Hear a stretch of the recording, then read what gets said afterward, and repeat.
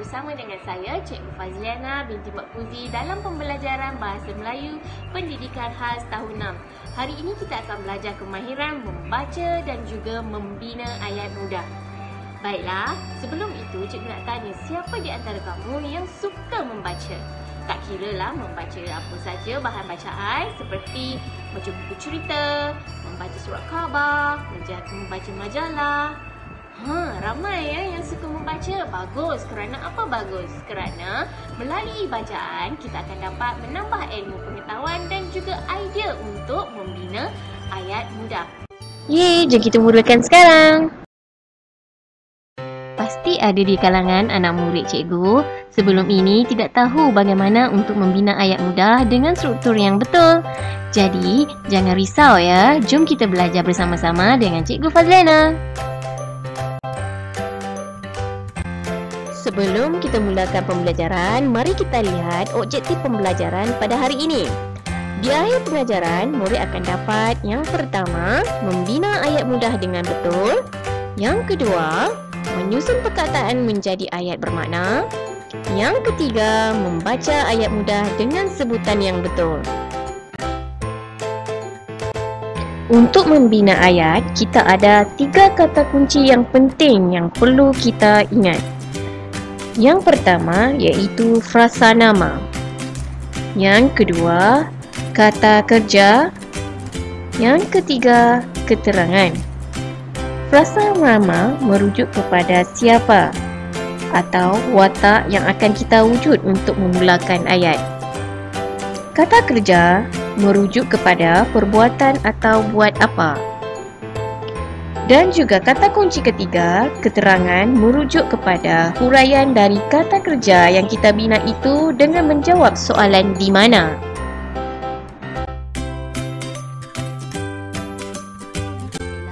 Cikgu akan terangkan lebih jelas dengan kata kunci yang pertama. Apa yang perlu kita fikirkan ialah siapa. Ayat yang kita akan bina merujuk kepada siapa atau menceritakan tentang siapa. Baiklah, murid-murid boleh letakkan apa-apa saja nama mengikut kesesuaian. Seperti di sini, cikgu letakkan contoh seperti Abu, Siti atau menggunakan kata ganti nama kakak, abang, ayah ataupun ibu. Di dalam ayat, kita juga boleh letakkan nama seperti nama haiwan. Seperti contoh di sini, cikgu letakkan nama kucing, si tompok ataupun si comel.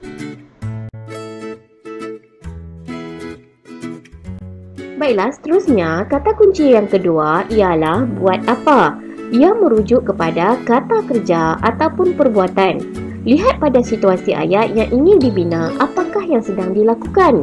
Contoh seperti di sini, cikgu letakkan seperti sedang melukis, menyapu, membaca ataupun memasak.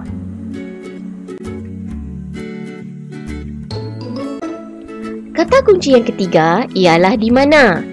Ayat yang seterusnya adalah huraian atau keterangan dari situasi kata kerja yang telah dibina. Ia merujuk kepada tempat melakukan aktiviti.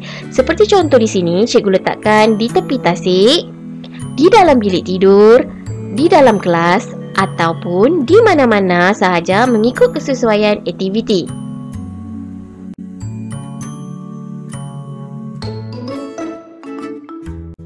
Mari kita bina ayat dari 3 kata kunci tersebut.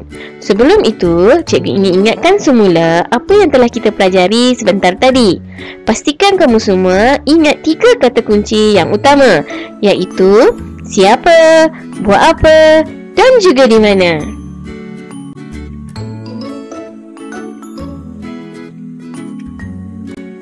Mari kita cuba bina ayat mudah dari gambar ini. Kata kunci pertama yang perlu kita fikirkan ialah siapa. Wujudkan satu nama yang sesuai bagi orang yang ada di dalam gambar ini. Di sini, cikgu letakkan namanya sebagai Pak Samad. Kata kunci yang kedua pula, kita perlu fikirkan apa aktiviti yang sedang dilakukan. Apa ya? Cuba fikirkan dahulu. Ya, Pak Samad sedang memancing ikan. Kata kunci yang ketiga, kita perlu fikirkan di mana agaknya Pak Samad sedang memancing ikan. Ya, di laut. Atau kita juga boleh tulis di tasik, di sungai, atau di mana-mana sahaja sesuai untuk aktiviti memancing ikan. Baiklah, mari kita baca bersama-sama ayat yang telah kita bina dari 3 kata kunci tadi. Pak Samad memancing ikan di laut.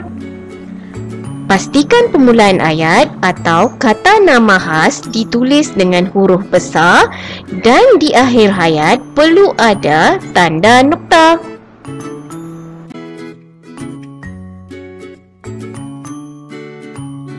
Wah, seronoknya dah faham bagaimana untuk membina ayat mudah dengan menggunakan 3 kata kunci yang kita telah pelajari. Okey, apa kata kita cuba sekali lagi untuk gambar yang seterusnya. Okey, perhatikan gambar ini dan cuba kita fikirkan untuk kata kunci yang pertama iaitu siapa. Di sini cikgu letakkan nama Abu dan rakan-rakannya. Mereka sedang buat apa ya? Ya, mereka sedang bermain bola. Cuba perhatikan, mereka bermain bola di mana? Wah, pandai. Mereka sedang bermain bola di padang sekolah. Mari kita baca bersama-sama ayat yang telah kita bina tadi. Abu dan rakan-rakannya bermain bola di padang sekolah. Pastikan di permulaan ayat kita tulis dengan huruf besar dan juga di akhir ayat kita perlu ada titik nota. Baiklah, semua telah faham 3 kata kunci untuk membina ayat mudah. Untuk pengukuhan, mari sama-sama kita membina ayat berdasarkan gambar yang diberi di sini. Cuba perhatikan gambar pertama dan kedua. Setiap gambar di sini sedang melakukan aktiviti atau kata kerja yang perlu kita fikirkan. Cuba lihat gambar pertama, apa aktiviti yang sedang dilakukan? Ya, dia sedang mengemas katil. Gambar kedua pula, apakah aktiviti yang sedang dilakukan? Wah, pandai. Dia sedang menyapu sampah. Mari lihat jadual di bawah dan cuba kita isikan bersama-sama di ruangan yang betul. Untuk gambar pertama, aktiviti yang dilakukan ialah mengemas katil. Jadi, kita perlu masukkan di ruangan kata kerja. Untuk ruangan frasa nama, kita perlu fikirkan siapa. Cuba perhatikan gambar. Ya, dia seorang budak perempuan. Oleh itu, nama yang sesuai ialah nama seorang budak perempuan. Di sini, cikgu letakkan namanya sebagai Alisa. Alisa mengemas katil di mana? Ya, di bilik tidurnya. Untuk gambar yang kedua, kata kerja ialah menyapu sampah. Watak yang kita perlu isikan siapa? Di sini saya letakkan kata ganti nama kakak. Kakak menyapu sampah di mana? Ya, di halaman rumah. Baiklah, mari kita baca bersama-sama ayat yang telah kita bina di dalam jadual tadi. Gambar yang pertama, Alisa mengemas katil di bilik tidurnya. Seperti yang cikgu ingatkan sebentar tadi, pastikan di permulaan ayat ditulis dengan huruf besar dan juga di akhir ayat perlu ada tanda nota. Untuk gambar yang kedua, kakak menyapu sampah di halaman rumah. Baiklah, kita telah siapkan 2 ayat yang telah lengkap dengan struktur yang betul. Tahniah ya anak-anak murid semua. Di sini cikgu telah sediakan 4 gambar yang perlu awak bina ayat dengan struktur yang betul. Cikgu minta awak untuk membina ayat mudah dengan 3 kata kunci yang telah kita pelajari. Semoga berjaya.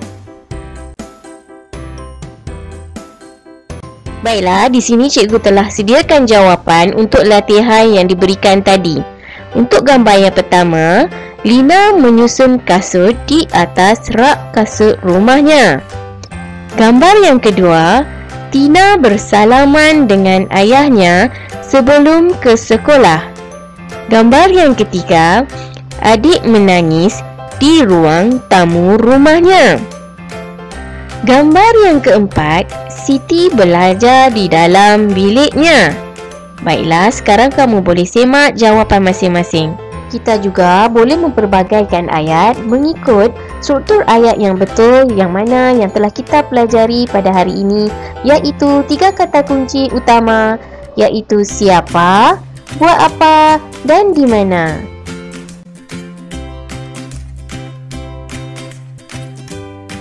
Alhamdulillah, kita dah selesai untuk pembelajaran pada hari ini. Cikgu berharap di akhir pembelajaran ini awak semua telah faham bagaimana membina ayat dengan struktur yang betul. Jadi, tak ada masalah lagi untuk membina ayat. Jadi, cikgu harap dengan latihan yang cikgu telah berikan ini, cuba buat aktiviti di rumah dan praktiskan setiap hari supaya awak lebih mahir dalam membina ayat yang lebih bijak. Itu sahaja daripada cikgu. Terima kasih. Bye.